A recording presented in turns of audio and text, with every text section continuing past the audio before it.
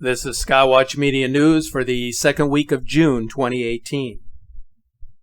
There's an interesting story that was recently published in the New York Times about certain areas of the United States where disaster strikes repeatedly, as if it were a given. One of those areas happens to be in Louisiana, where 6 hurricanes have made landfall in the past 16 years, where 11% of all disaster losses have occurred. Another area is in California, where a series of wildfire seasons have devastated regions located near San Diego. Another area is located in eastern Kentucky, in a city called Grayson, where at least 9 storms in the past 16 years have caused significant damage, requiring federal disaster assistance. There is a pattern of destruction that is developing in specific areas around the country that, believe it or not, continues to happen on a consistent basis.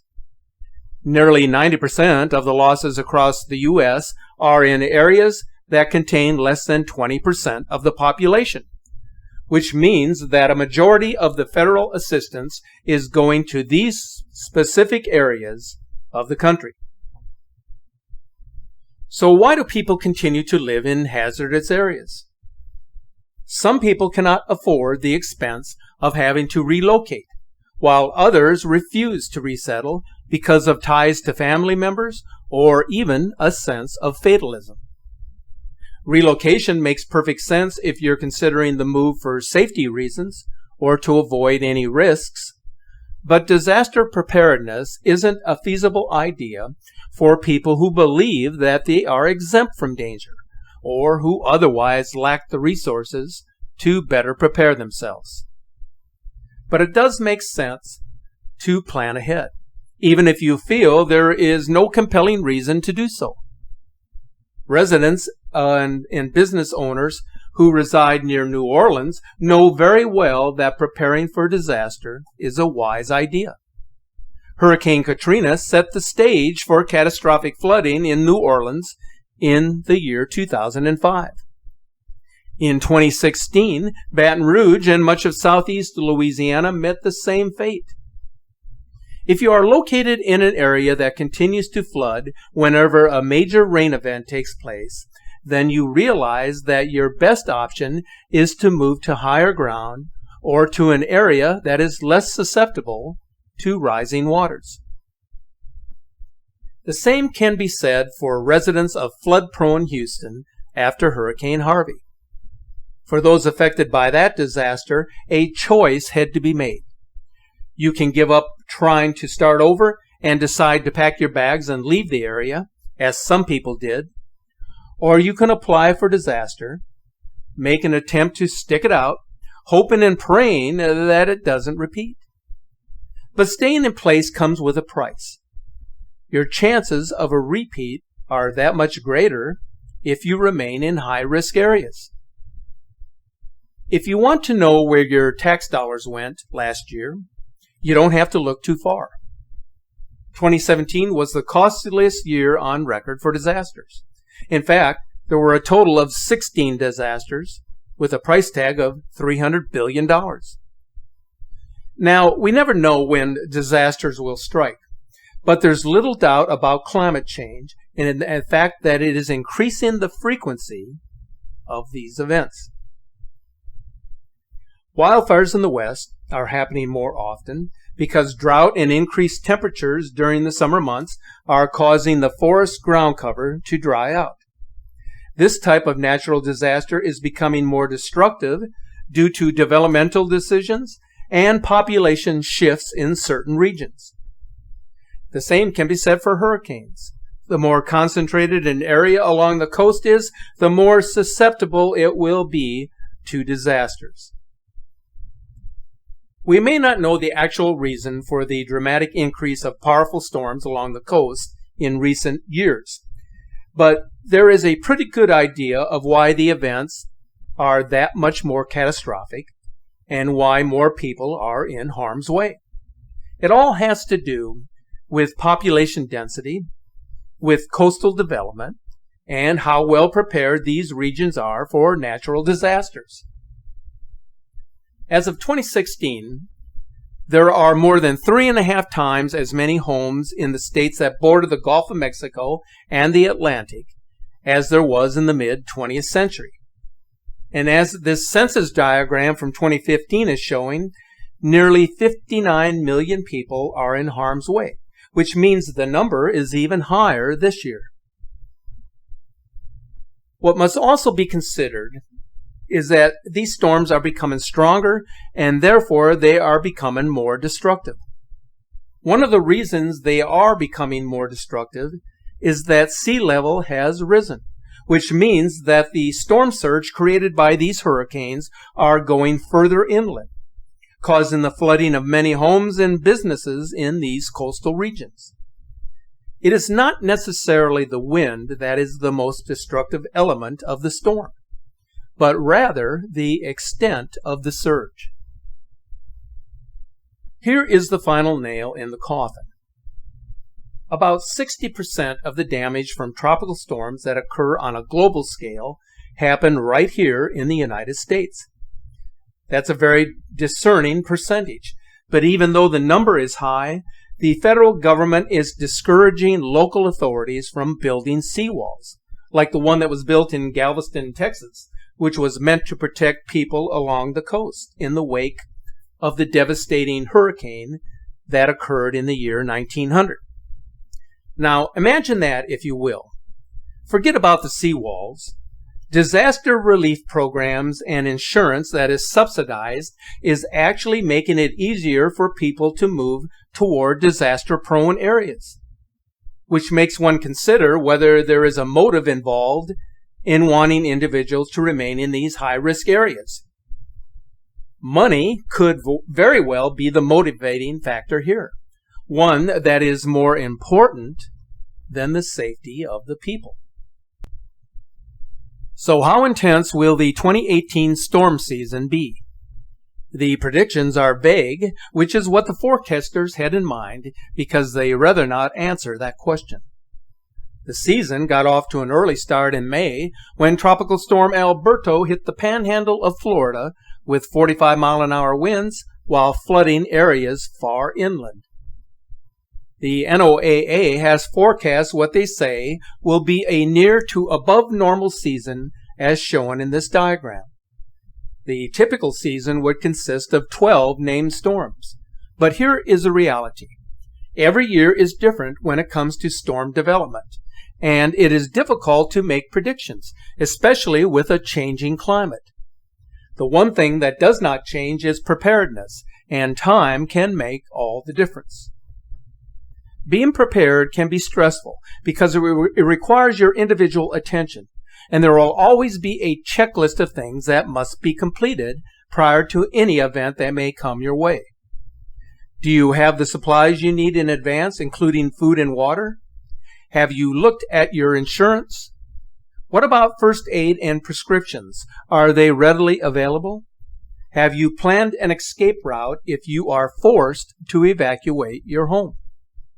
Each of these must be considered individually, but trying to accomplish any of these tasks or all of them at one time while a powerful storm is bearing down on you is a near impossibility. The 2018 hurricane season began on June 1st, but already the first hurricane of the season has developed in the eastern Pacific. The average date when the first named storm forms in the eastern Pacific is June 10th. So, much like Tropical Storm Alberto, the season is off to an early start. So stay informed and be prepared. Right now, in our time, we are witnessing a massive uptick in the number and in the intensity of earth changes and catastrophic events, which is disturbing to a lot of people. How could it not be? What's happening today across the world is remarkably unreal. It defies the explanation of normalcy.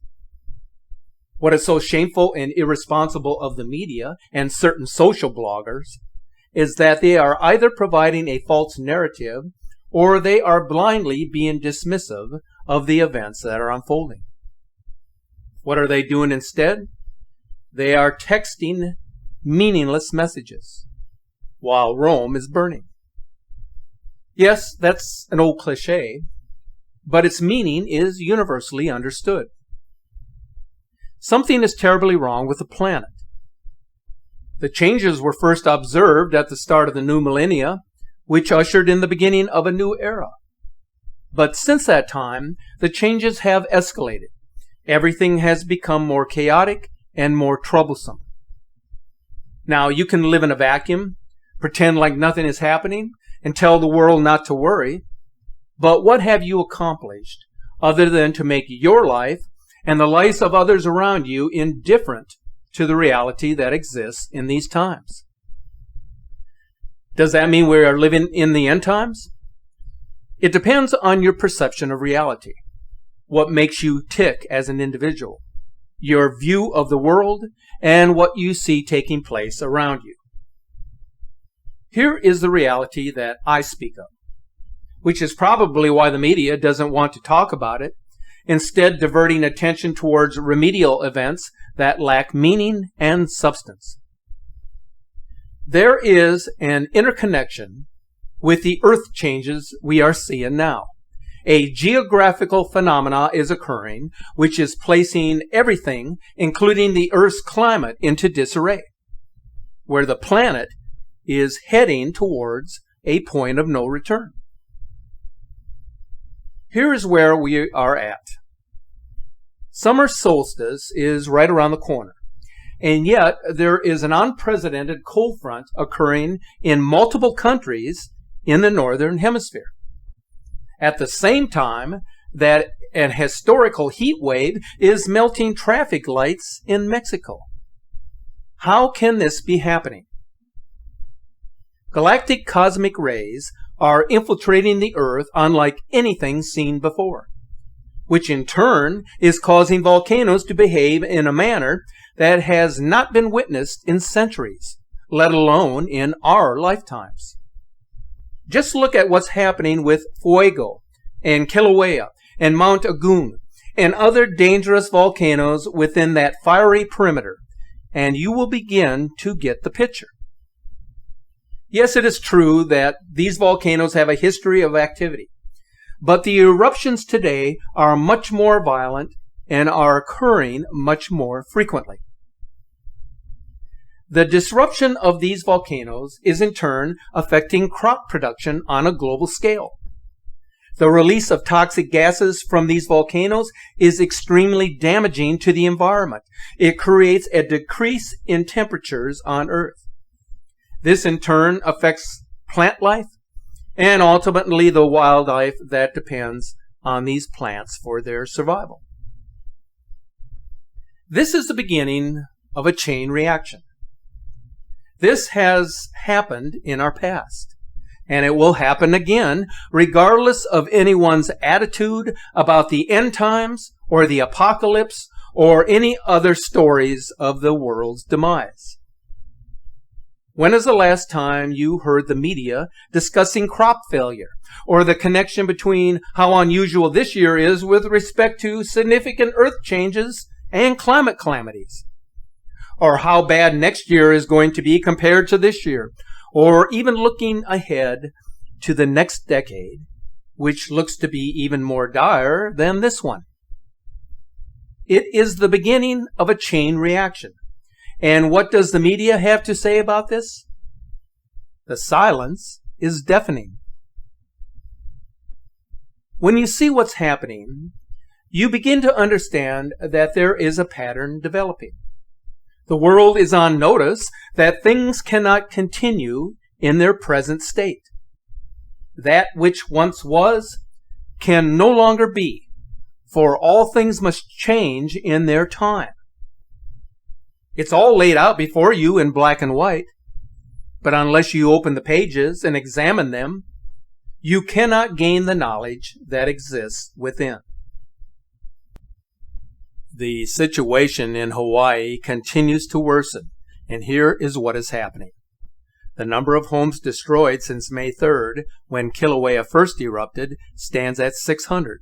which makes this eruption the most destructive in modern times for the island, and the most destructive eruption in the United States in nearly 4 decades, following the eruption of Mount St. Helens in 1980. Farms and ranches on the island have been completely destroyed. More than 2,500 residents have been displaced, of which many are now homeless. Nearly 8 square miles of the land have now been covered in lava on the Big Island. On June 6th, an explosion within Halemaumau's crater sent an ash and gas plume to a height of 10,000 feet above sea level. The explosion released energy equivalent to that of a magnitude 5.6 earthquake, which was felt across the summit.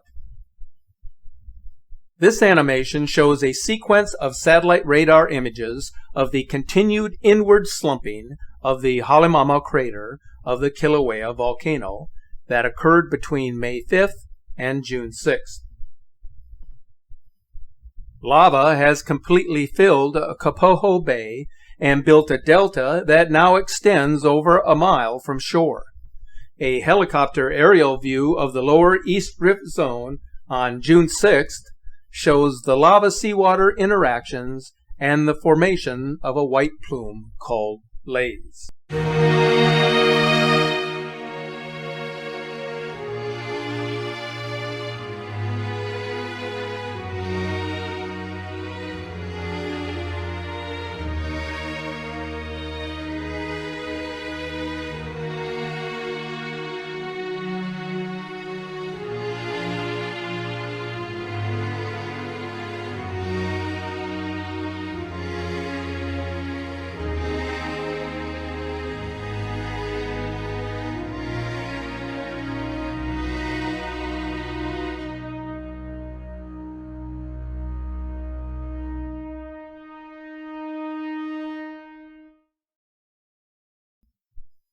According to the Hawaiian Volcano Observatory, lava fountaining at Fissure number 8 continues unabated, with fountain tops reported between 170 and 200 feet in height.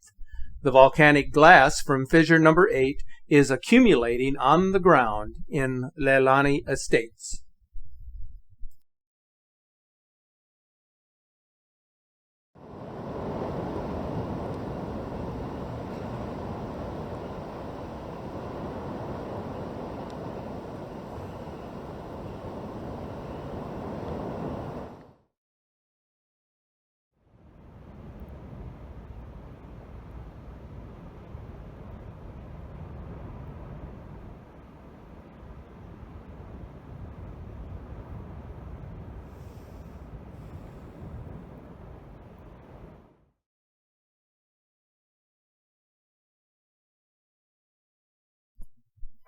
Kilauea's lava flow has evaporated the placid waters of Hawaii's largest freshwater body, Green Lake. The lake was destroyed within a few hours' time, making this Hawaii's latest casualty. Green Lake once reached a depth of 200 feet and was a popular swimming spot for the islanders. The lava has forever changed the landscape of Hawaii's lower East Rift Zone. In Guatemala, lava flows from the Fuego volcano has prompted new evacuations as escalating activity continues at the volcano. As of June 8th, 109 bodies have been recovered, with many more missing. Ash has reached 20,000 feet in the canyons, where flow has accumulated. The following before and after images and the video show the extent of the ash accumulation in the once fertile land that borders Fuego, the volcano of fire.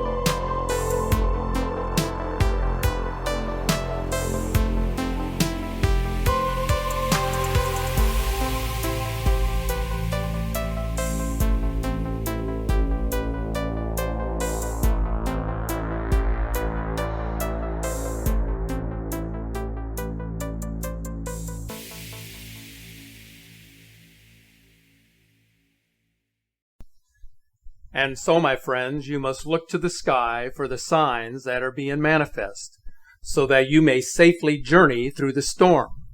For in all the sorrow that you may suffer in perilous times, you will find a silver lining if you are true to yourself and to those who look to you for guidance. Thanks for watching.